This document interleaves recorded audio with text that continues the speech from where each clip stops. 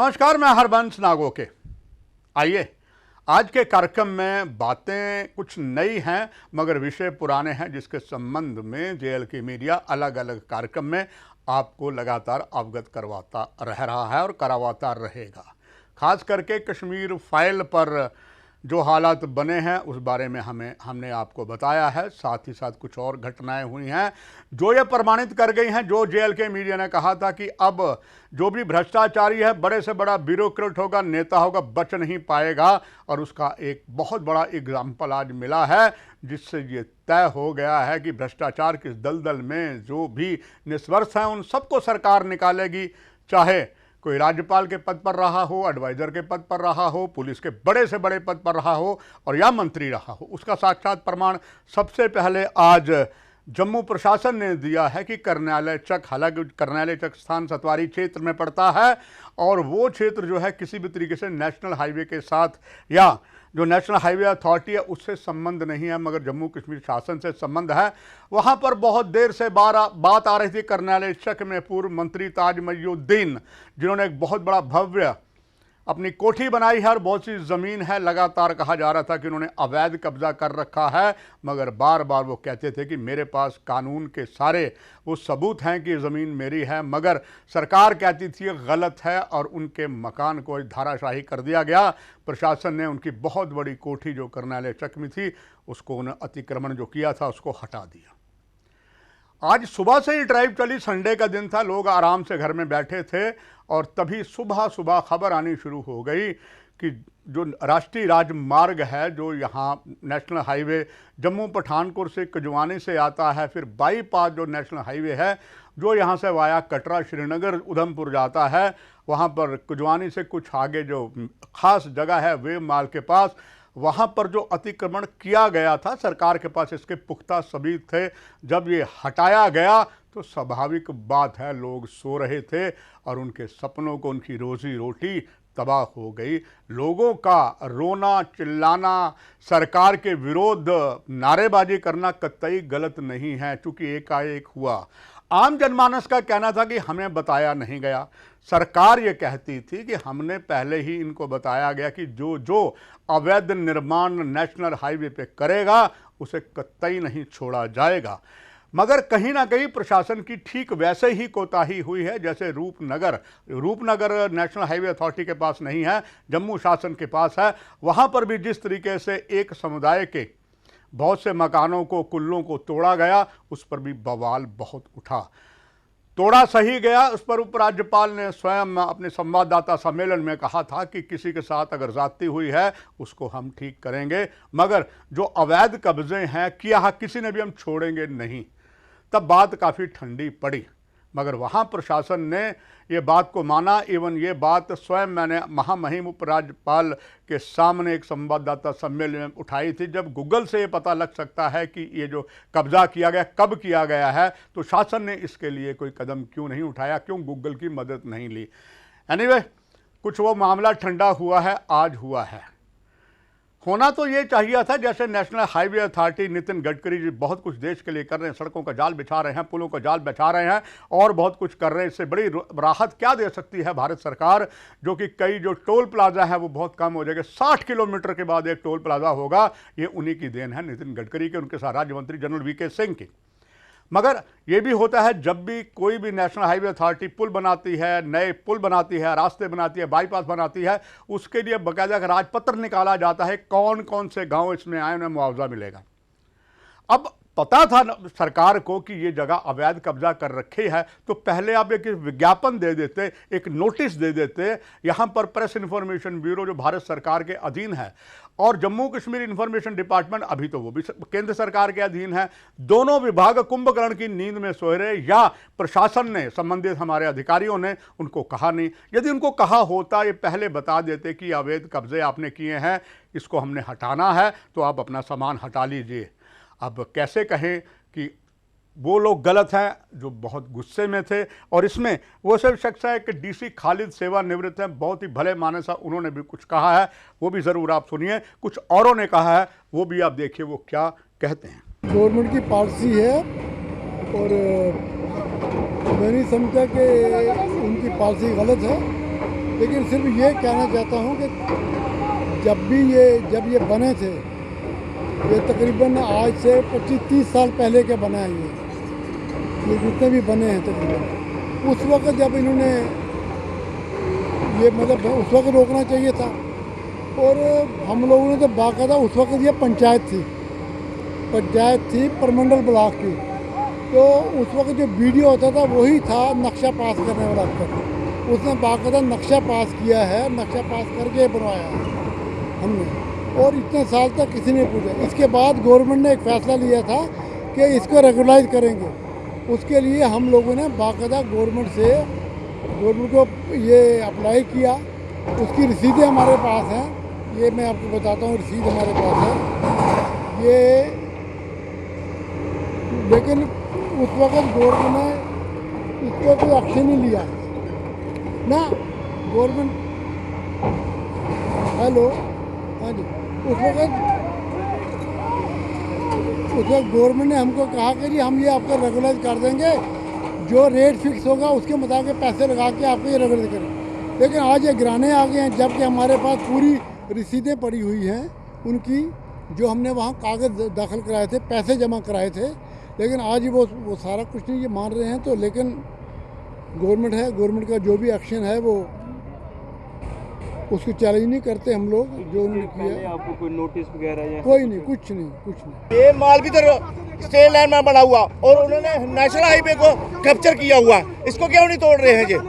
उसको तो हाथ नहीं लगाया उन्होंने। ऐसे थोड़ी होता है, लोगों का सामान नहीं है, कोई दिहाड़ी लगा रहा है, कोई गरीब आदमी है। जब ये 40 साल पहले बने थे तब गवर्नमेंट कहाँ सोई थी? बिजली के कनेक्शन दे रहे हैं, अभी डेवलपमेंट कर रहे हैं। इधर किस चीज़ की डेवलपमेंट कर रहे हैं जी? ऐसा तो नहीं होता है ना, सभी का है। गांधीनगर कौन सा मलकियत है? वो भी तो स्टेट लैंड थी। नानकनगर कौन सा मलकियत है? वो भी स्टेट लैंड है। ऐसा थोड़े है, दुनिया भर की नाले जो हैं कैप्चर हो गए हैं, तो अब तो कोई गवर्नमेंट बोलती नहीं है। ये लोग अगर काम कर रहे हैं, रोटी खा रहे हैं, कोई चोरी नहीं कर रहे, कोई बदमाशी नहीं कर रहे हैं, तो इनको जीने नहीं दिया जा रहा है। ऐसे थोड़े होता है। कोई नोटिस नहीं दिया हुआ है और लोगों का सामान तक नहीं निकलने दिया इन्होंने। किसी ने किराए पे दुकान ली है, किसी ने कुछ किया है, ऐसा थोड़ी होता है। इन्होंने कम से कम नोटिस देना चाहिए ना, क्यों नहीं दे रहे हैं नोटिस? बेमाल कौन सी मलकियत जगह में पड़ा हुआ है? ये तो इन्होंने रोड पे नेशनल हाईवे कैप्चर किया हुआ है, इसको तो कोई हाथ नहीं लगा रहा है।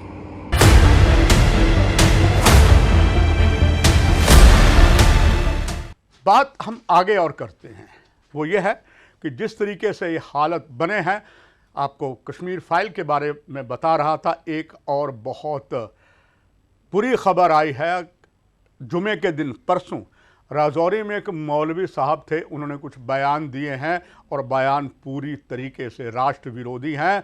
और उन्होंने कहा, कश्मीर फाइल पर उन्होंने बहुत कुछ कहा है और यहाँ तक उन्होंने ये कह दिया, जो धार्मिक स्थल जो होता है, मंदिर, गुरुद्वारा, मस्जिद, और जुमे में मस्जिद की नमाज पवित्र जुमा का दिन माना जाता है। मौलवी ने बहुत कुछ कहा है। उसने ये भी कहा, हम अमन पसंद लोग हैं, हम इस मुल्क में शांति चाहते हैं, हमने इस मुल्क पर 800 साल राज किया है और वो हमें तुम करके बुलाता है कि तुम 70 साल में राज में हमारा निशान मिटाना चाहते हो, खुदा कसम तुम मिट जाओगे। वीडियो जो वायरल मौलवी का हुआ है, पुलिस ने इस पर टिप्पणी तो नहीं की, मगर जब मौलवी को मालूम चला कि हालत ख़राब हुए हैं तो उन्होंने फ़ौरन इसको वापस ले लिया। अब सवाल यहाँ एक आता है, अगर मौलवी ने बोल दिया, वायरल हो गया, तो प्रजातंत्र के चौथे प्रहरी का दायित्व है सकारात्मक ढंग तक आप तक खबर पहुँचानी। हम ना तो जज हैं, ना पुलिस हैं, ना मंत्री हैं, प्रजातंत्र के चौथे प्रहरी हैं, सिर्फ बात आप तक पहुँचाना है। ऐसे में तुर्रा ये हुआ, इस लगी हुई आग में और घी अगर डाला है तो मैं ज़रूर कहूँगा कि जो बहुत अच्छी फिल्म बनाने वाले, हालांकि विवादों के बीच वो फिल्म घिरी हुई है, कश्मीर फाइल, उसके डायरेक्टर ने ये कहा है कि ये जो मौलवी कह रहा है ये कतई गलत। उन्होंने बहुत से इस बात को बड़ा चढ़ा कर बोला है। क्या ये बेहतर नहीं होता कि डायरेक्टर चुप हो जाते हैं? बहुत से लोग और बोलने वाले हैं। उनकी इस बोली ने और भी गलत कर दिया है। आपने फिल्म शोले में सूरमा बाई भोपाली का किरदार देखा होगा, कितना अच्छा था। वो भोपाल के थे और भोपाल में हमारे राष्ट्रपति भी रहे हैं, वहाँ के शंकर दयाल शर्मा। भोपाल में बड़े बड़े राष्ट्रीय अंतर्राष्ट्रीय स्तर के पहलवान भी रहे हैं। और ऐसे में ये कहना उसको कि भोपाली जो हैं वो होमोसेक्सुअल हैं, तो कैसे भोपाली इसको बर्दाश्त करेगा? और जगदीप जिसने सुरमा भाई भोपाली का रोल शोले में किया था, अगर वो आज होते तो उनको कितना गुस्सा आता। और ये जो बात उन्होंने की कि भोपालीज मीन्स होमोसेक्सुअल, इतना बड़ा एक वो डायरेक्टर जिसने फिल्म तो बनाई, तथ्यों को लाया, मगर कई तथ्य वो छोड़ गए, विवादों से घिरे हुए। ये बात अलग है, सरकार का उसे काफ़ी समर्थन मिल रहा है, मगर वो भूल गए देश की जो दिल्ली दिल है वो दिल्ली है। और दिल्ली के मुख्यमंत्री केजरीवाल ने कहा तुम्हें इतना ही शौक था सरकारों को टैक्स माफ़ करने का, तो यूट्यूब में चढ़ा दो, कोई टैक्स नहीं, सब देख लेगा। तो कुल मिलाकर उस पर भी केस हो गया है। और ये बात तय करती है कि ये विवादों का जो है बहुत ज़्यादा दो समुदाय में तनाव ला सकता है। आइए हम अब बात करें कुछ उन शख्सियत की जिन्होंने अपनी जान हथेली पर रखकर खनन माफिया के खिलाफ कमर कसी थी। और कल हमने अपने कार्यक्रम में जो लीकर माफिया के बारे में पूरा पर्दाफाश किया था, और जो पूर्व जहां जम्मू वाइन एसोसिएशन के प्रधान थे दिग्विजय सिंह, उनसे हमने आपसे एक सीधा संवाद करवाया था। और आज जो खनन माफिया की बात है तो मुझे संतोष मिलता है, बड़े अच्छे आरटीआई कार्यकर्ता जाने माने वकील शेख शकील ने बहुत ज़्यादा इस पर काम किया था, और सरकार को यहाँ तक कि उन्होंने पुलिस को भी नहीं बख्शा था। मगर अब काफ़ी ज़्यादा ऑनरेबल हाई कोर्ट भी बड़ा सख्त हुआ है। खनन माफिया पुलिस ने कसा है शिकंजा, ये बात स्वयं एसएसपी चंदन कोहली ने की है। और उन्होंने कहा है कि खनन माफिया में संलिप्त जो लोग थे, जिन्होंने खनन माफिया की जो सामान था वो खास करके सूर्यपुत्री तवी नदी का बेड़ा गर्क कर दिया था, उन सभी पर कब्जा किया है, क्योंकि ऑनरेबल हाई कोर्ट ने पहले ही इस पर आदेश रखा था। पुलिस का कहना है कि कुल मिलाकर यहाँ पर हमने 328 वाहनों को 3 महीने के अंदर जब्त किया है। और ये बड़े वाले, छोटे वाहन नहीं, बड़े वाले वाहन है जिसमें बहुत सा खनन आता है, वहाँ सर 3 महीनों में किया है। और इसमें पुलिस के साथ ज़ायलॉजी माइनिंग ने भी बहुत अच्छा काम किया है। ऑनरेबल हाई कोर्ट को सारा ब्यौरा जो पुलिस ने दे दिया कि वी हैव कैप्चर 320 बड़ी जो गाड़ियाँ हैं। और ऑनरेबल हाई कोर्ट ने 158 वाहनों को छोड़ दिया भारी भरकम जुर्माना लेकर। ये भी एक अच्छा कदम है, जिससे लगता यह है कि जम्मू में खनन माफिया पर अब कब्जा लगेगा। मगर अगर हम बात करें 5 दरियाओं की धरती पंजाब के साथ लगते हुए जम्मू कश्मीर के मुख्य द्वार जिला कठुआ, जहां ज़बरदस्त रावी में खनन हो रहा था, जो पिछली सरकार थी उसके कांग्रेस के विधायक पर बहुत बड़ा आरोप था कि उसने खनन माफिया जमकर किया है। और जम्मू के क्षेत्र की जो हमारी आती है वो बहुत से खनन माफिया वो रेत ले गया है, उस पर ज़्यादा कार्रवाई नहीं हुई, क्योंकि कैप्टन अमरिंदर सिंह की सरकार थी। अब वहाँ पर सरकार अपनी पार्टी की है, वो बहुत कुछ करेंगे। और कुल मिलाकर कह सकते हैं अब इन पर शिकंजा कसेगा। और ये बात तय हो गई। शेख शकील जैसे, आरटीआई बलविंदर सिंह जैसे कार्यकर्ता है, कई भाजपा के नेताओं पर, सत्ताधारी दल के नेताओं पर बहुत आरोप हैं कि उनके पास भी अवैध निर्माण है, कुछ मामले कोर्ट में चल रहे हैं, वो सब अब कसे जाएंगे। यही बस नहीं, जैसे मैंने आपको बताया, बड़े बड़े कुछ अफसर हैं जिन्होंने बहुत ज़्यादा नाजायज़ काम किया, अपने पद का दुरुपयोग किया और भारतीय जनता पार्टी केंद्र को बदनाम किया है, उनके दिन भी थोड़े रह गए होंगे। जैसे इस संबंध में खबरें आते जाएगी, आप तक पहुंचाते जाएंगे अलग अलग कार्यक्रम में। फिलहाल इस कार्यक्रम में इतना ही। नमस्कार। For more updates, do subscribe our YouTube channel and don't forget to hit the bell notification icon. And if you are watching this video on Facebook, do follow our Facebook page.